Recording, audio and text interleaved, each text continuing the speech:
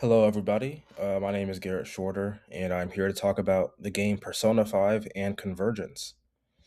So, the context here is that Persona 5 and Persona 5 Royal are Japanese role playing games, JRPGs for short, released in 2016 and 2019, respectively. The game follows high school vigilantes who have these superpowers that they basically use to fight against corrupted adults abusing their power. The games are very popular in the West. Persona 5 alone sold about 500,000 units in the US as of 2017. The sequel, Royal, the numbers aren't exactly public, but both games in total have sold 13 million worldwide. These games were developed by Atlas, known for Persona and Shin Megami Tensei, both 30-year-old franchises. And I feel that these games fit very well into grassroots convergence and the theory we discussed about the otaku. It fits in the grassroots just because these games have huge audiences in the West. The protagonist, collectively referred to as Joker, has become very recognizable, and fans through the game's social simulator aspect, they feel very connected to not only the characters but also just Japan as a whole. The game has a lot of different areas of Japan that players can explore and go to with characters in the game, and that's led to a lot of posts I've seen of people visiting specific areas from the game in Japan. And it fits into the otaku because this is Japanese media, but also an anime released of Persona 5 in particular through 2018 and 2019. He's also a very popular cosplay choice and the first official DLC character in Super Smash Bros. Ultimate, which is another Japanese video game. And here's a trailer. Uh, Actually, not sure if the video is going to work in here, but I guess it won't work. But there's the trailer. So, what I want to talk about here today is the representation of not only female characters but also sexual abuse victims. So, the overall representation of a woman in this game is pretty good considering some trends in Japanese media that we'll get to later.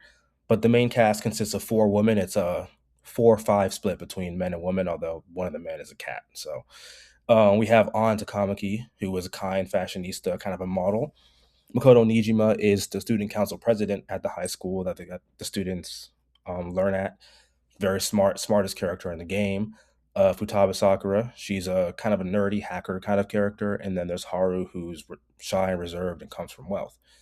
Generally speaking, they all have pretty complete character arcs. They don't really rely on the men. They're very strong in combat. They don't really fit into healer tropes that female characters often fall into in video games, and they all have realistic strengths and weaknesses both in combat and also personality wise. In terms of sexuality and bodily autonomy, we have An Takamaki. She is a woman. She is a sexual abuse victim. Her primary character arc pertains to her fighting and kind of liberating herself from a perverted volleyball coach that's been abusing her and her friend Shiho. The coach abuses both men and women, but in Shiho's case, knowing that An is her closest friend and also An's only friend, he forces An into inappropriate situations and under the guise of promising to ease up on Shiho if she plays into his fantasies.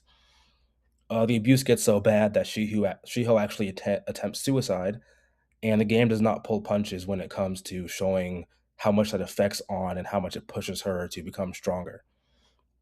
After defeating the volleyball coach, An reclaims control over her body and sexuality, and she essentially kind of finds strength in it as opposed to viewing it as a weakness.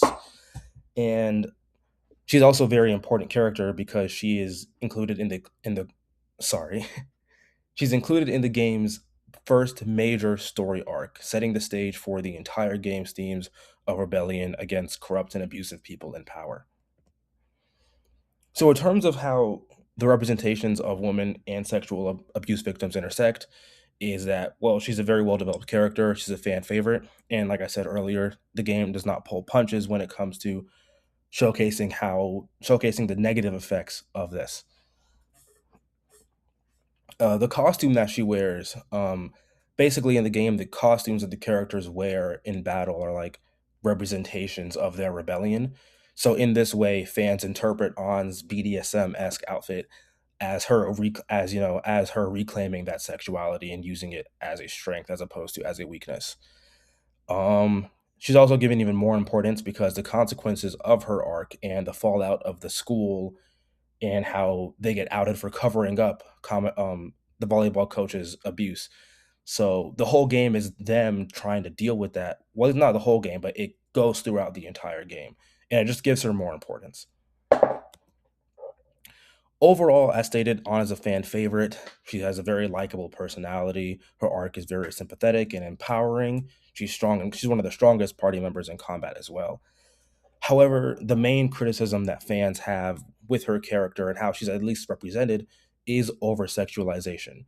As stated earlier, her arc is about sexual liberation and kind of finding strength in it. However, there are many instances of her being needlessly sexualized for humor. It's a trend. If you watch anime, if you play any other kind of Japanese games, it's kind of a trend where they just have that kind of fan service thing. But there's many scenes like this video here, which I can't show because it's not working. But basically, this scene, the guy with yellow hair looks down her shirt as she's sweating in a hot car, and it's just kind of needlessly sexualizing her. There's also a beach scene where the camera pans over her entire body, exaggerated breast movements during some of the animated sequences. It's like her character is about sexual liberation, but then you're also over sexualizing her. It's one of the main criticisms that I myself have.